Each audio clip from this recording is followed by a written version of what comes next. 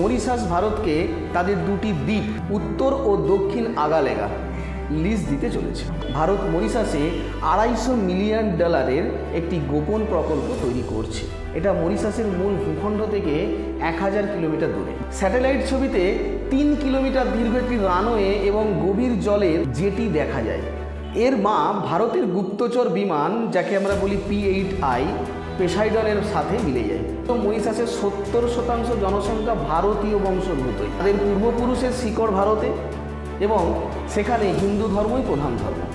এই ছোট্ট আগালেগা দ্বীপ ভারতকে এক বিশাল ভূকৌশলগত সুবিধা দিচ্ছে তাই। আর এই যে মানচিত্রটা দেখুন, এটি আফ্রিকার মোজাম্বিক চ্যানেল, যা পূর্ব আফ্রিকান দেশগুলোর বাণিজ্যের জন্য খুব গুরুত্বপূর্ণ। এতে প্রাকৃতিক গ্যাসের বিশাল ভাণ্ডার আছে, যা চীনের দুর্বলতায়। আর আগালেগা থাকলে ভারত 3টি প্রধান কৌশলগত উদ্দেশ্য পূরণ করতে পারবে।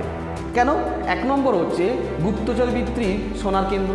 তো সেফ নেটওয়ার্কের মাধ্যমে চীনা নৌবাহিনী গতিবিধি ও যোগাযোগে গুপ্তচর বৃদ্ধি করছে বলে দাবি। আগালেগায় ভারত রাডার ও গোয়েন্দা স্থাপন বসিয়েছে, যাতে এটি এর নতুন লিসেনিং পোস্ট হয় এবং চীনের উপর নজর রাখতে পারে। মোজাম্বিক চ্যানেলে ভারতের $10 বিলিয়ন সম্পদ আছে।